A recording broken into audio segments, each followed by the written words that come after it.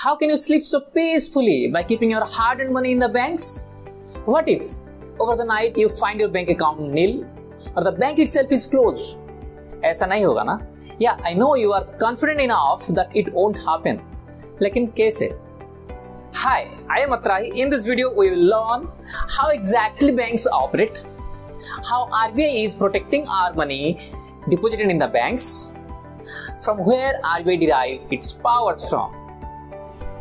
एक बात बताऊं, बचपन में ना मैं जब नानी के घर जाता था मस्त से खा पी के आता था। वो भी क्या दिन थे।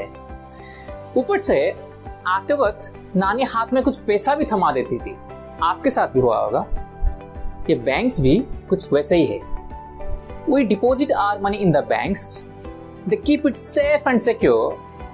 They provide us banking service with its own infrastructure, employees and guards. Not only that, जब हम पैसा निकालने जाते हैं, they don't just give us our money back, but some extra money with interest. So, how does these banks operate? Are they doing charity or what? नहीं, वो अच्छा खासा मुनाफा कमा लेते हैं। So let's see how exactly banks operate. We keep our money in the banks. They don't just keep that with themselves, but they circulate it in loans. Let's take an example. आप जाके bank में 1 लाख रुपए जमा कर लिए और वो जमा राशि के ऊपर वो आपको 3% के हिसाब से इंटरेस्ट देगा। Fine.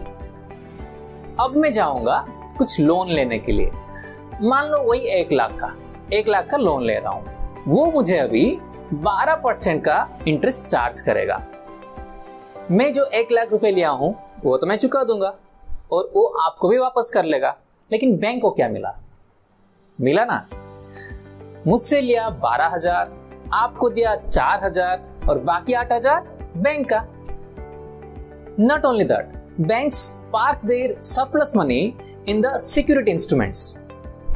Don't worry, we will learn everything about security instruments, shares, bonds, debenture, dividend, everything in this concurrent economic series only. So in brief, we saw how banks earn their profit.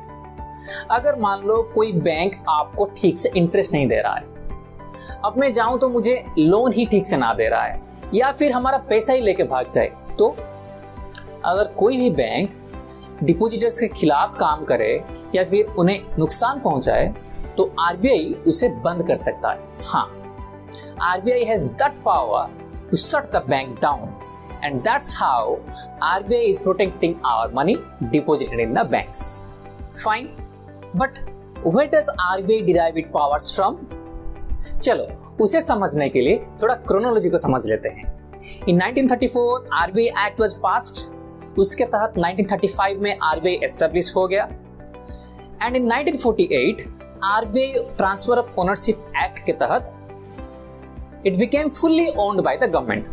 In 1948-49 it became nationalized. ये सब तो हम पिछले lecture में पढ़े थे, है ना? लेकिन आरबीआई काम क्या करता है? वैसे तो आजकल आरबीआई के पास बहुत सारा फंक्शंस है जो कि हम पढ़ेंगे, but after the establishment it got majorly 2 functions to do. The first one, it became the banker of the government. जैसे हमारा बैंकर कौन है? जहाँ हम पैसा डिपॉजिट करते हैं और जहाँ से हम बैंकिंग का फैसिलिटीज लेते हैं, शायद एक्सिस बैंक हो, आईसीआईसी हो, एचडीएफसी हो, एसबीआई भी हो, वैसे ही गवर्नमेंट का banker Reserve Bank of India है। So RBI provides banking facilities to the government and the second and the most important one was to regulate the banking industry. अब government का banker बनने के लिए आरबीआई के पास तो act था, RBI act 1934, लेकिन बैंकिंग इंडस्ट्रीज को रेगुलेट करने के लिए इसके पास कुछ कानून नहीं था। So, in 1949, an act was passed called as Banking Regulation Act 1949. इस कानून के तहत आरबीआई को बैंकिंग इंडस्ट्रीज को रेगुलेट करने के लिए पावर्स मिल गया।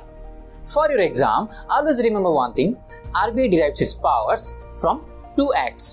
The first one is RBI Act of 1934, and the second one, Banking Regulation Act of 1949. So, under the RBI Act 1934, RBI has the power to change the CRR, or you can say to fix the CRR. What is CRR? Cash Reserve Ratio. हम जो currency use करते हैं ना, उसे भी RBI ही issue करता है. To issue these currencies, RBI derives its power from RBI Act 1934. RBI act को तो देख लिए, लेकिन ये जो नया कानून आया था 1949 में, उसके तहत RBI को क्या क्या पावर्स मिले, चलो देखते हैं.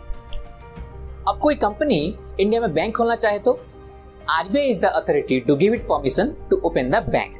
चलो बैंक तो खुल गए. अभी कोई बैंक ब्रांचेस खोलना चाहे, देन RBI ही उसे इजाजत देगा. बैंक्स तो खुल गए, ब्रांचेस भी खुल गए. अब इस बैंक्स में ऑडिटिंग कैसे होगा, ऑडिटिंग का फॉर्मूला क्या रहेगा, लिक्विडिटी जैसे कि SLR स्टैट्यूटरी लिक्विडिटी रेशियो कितना रहेगा, ये सब भी RBI ही डिसाइड करता है. हम तो देखे थे how RBI is protecting our money. Yes, अब कोई बैंक कोई भी डिपॉजिटर को नुकसान पहुंचाए या डिपॉजिटर्स के खिलाफ काम करे, then RBI can shut that bank. It can also merge that bank with another one. So these were the powers RBI is getting from Banking Regulation Act of 1949. For your exam, you need to remember which specific act gives which powers. जैसे कि RBI can fix cash reserve ratio CRR under RBI Act of 1934, but it can fix the SLR Statutory Liquidity Ratio under Banking Regulation Act 1949. याद रखना. अब सोचो कोई regulation ही नहीं होता तो क्या होता. Banks are nothing but the companies registered under Companies Act. Government works for the welfare of the people, but a company always works for its profit. ये बैंक्स भी प्रॉफिट के लिए ही काम करते हैं.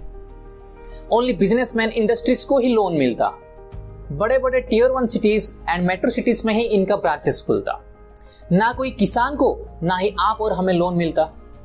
But under RBI guidelines and priority sector lending scheme, a bank has to give 40% of its loans to farmers, small businesses and weaker sections of the societies. A bank has to open 25% of its branches in rural areas.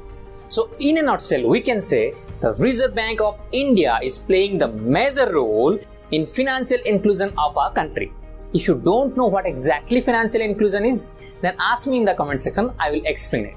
So in this video, we learned how exactly banks operate, how are they generating their profits. Then we saw the powers of Reserve Bank of India. In our next video, we'll learn about the functions of RBI. Thank you.